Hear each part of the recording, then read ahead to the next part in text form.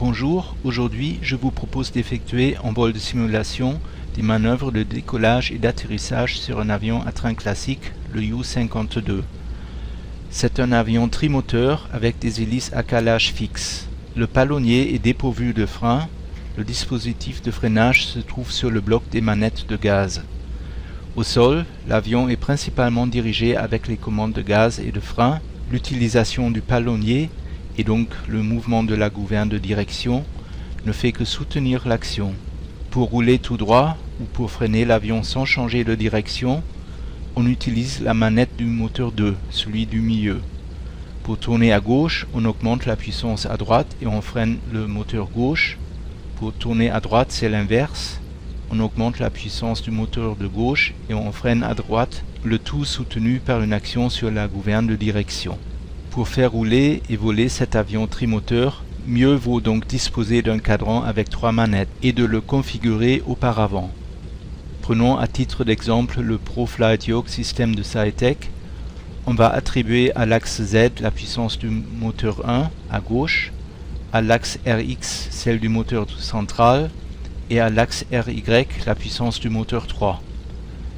Dans la prolongation du mouvement de ces manettes de gaz, on attribuera au bouton Z le freinage gauche, au bouton RX le freinage général, les deux roues, et au bouton RY le freinage à droite. Ces commandes remplacent alors les attributions par défaut d'inverseur de poussée. Concernant l'affichage sur le bloc des manettes dans le cockpit virtuel de cet avion, ne vous laissez pas induire en erreur.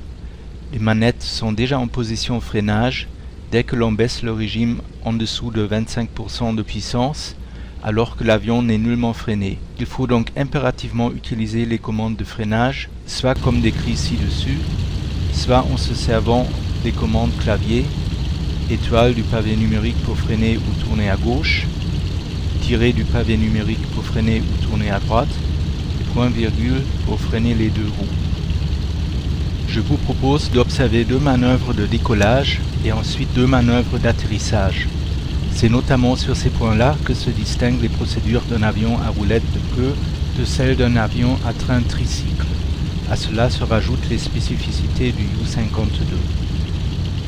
La visibilité à l'avant dans un avion à roulette de queue est limitée, notamment dans sa phase d'arrêt et d'accélération. Avant de tourner sur la piste de décollage, il faut donc s'assurer qu'aucun obstacle ne se trouve sur la piste. Une fois aligné, on s'oriente grâce au bord de la piste ainsi qu'à l'aide du compas. Le décollage en U-52 se fait généralement avec des volets 25 degrés. Le compensateur de profondeur est réglé entre moins 0,6 degrés et plus 1 degré selon charge et conditions spécifiques. Pour un décollage normal, on va progressivement et simultanément augmenter la puissance des 3 moteurs jusqu'à environ 75 à 80%. Dans un premier temps, on va tirer sur le manche pour garder aussi longtemps que possible la roulette de queue par terre. Arrivé à une vitesse d'environ 70 km/h, la queue de l'avion va progressivement monter. Nous devons alors pousser sur le manche, cette fois-ci pour garder les roues principales par terre et pour empêcher l'avion de décoller trop tôt. Queue haute, nous avons maintenant une bonne vue sur la suite de la piste.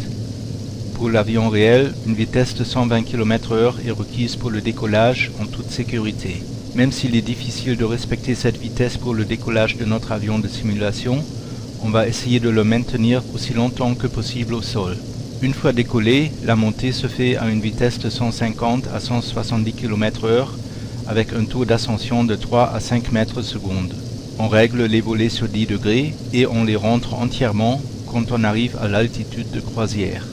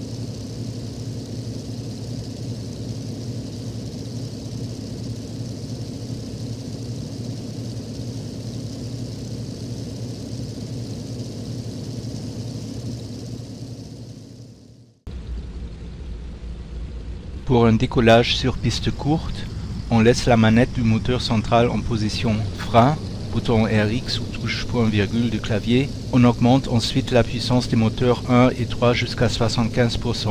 Une fois stabilisé, on lâche les freins et on pousse la manette du moteur central jusqu'à 75 à 80%. Comme les moteurs 1 et 3 sont déjà au régime de décollage, l'accélération est plus rapide et la distance de décollage plus courte. Concernant l'action sur le manche et la montée, elles suivent les mêmes règles que pour un décollage normal. A noter encore que le vent de travers ne doit pas dépasser les 22 km/h pendant ces manœuvres de décollage et d'atterrissage. À l'époque, l'avion date des années 30, les aéroports ne disposaient pas forcément d'une piste en dur et orientée dans une direction fixe, mais d'un terrain d'atterrissage, souvent en terre ou en herbe. Les décollages et atterrissages pouvaient donc se faire en fonction de la direction du vent.